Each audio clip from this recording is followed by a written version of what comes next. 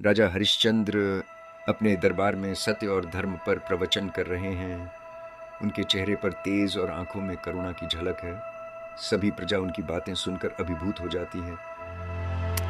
सत्य ही परम धर्म है और धर्म का पालन ही जीवन का उद्देश्य होना चाहिए। विश्वामित्र ऋषि का तेजस्वी रूप झिलमिलाता है। उनके हाथों में कमंडल और मुख पर गंभीरता है। वे राजा के समक्ष अपना आग्रह रखते हैं। हे राजन, अपना समस्त राज्य मुझे दान में दीजिए। ऋषिवर, मैं धर्म की रक्षा हेतु अपना राज्य आपको अर्पित करता हूँ।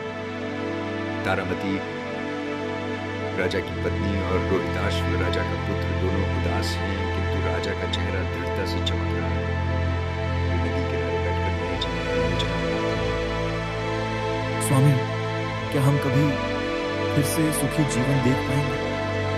धर्म की राह कठिन होती है, पर मां लक्ष्मी की कृपा से सब संभव है। एक दिन रोहिताश्व का निधन हो जाता है। तारामती अपने पुत्र का शव लेकर आती हैं। उनकी आंखों में आंसू हैं। मुझे अपने पुत्र की चिता जलाने के लिए शुल्क देना है, पर मेरे पास कुछ नहीं है। क्षमा करें, धर्म का पालन करना मेरा कर्तव्य है। आपको शुल्क देना होगा। माँ लक्ष्मी मुस्कुराकर हरिश्चंद्र की ओर देखती हैं। उनके हाथ में वरदान का कमल है। हे हरिश्चंद्र, तुम्हारी सत्यनिष्ठा और धर्म पालन ने मुझे प्रसन्न किया है।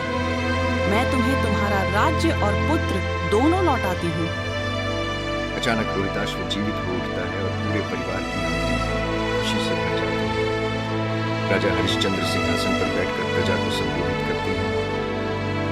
सच्चाई और धर्म का मार्ग कठिन हो सकता है, पर मां लक्ष्मी की कृपा से हर बाधा पार हो जाती है।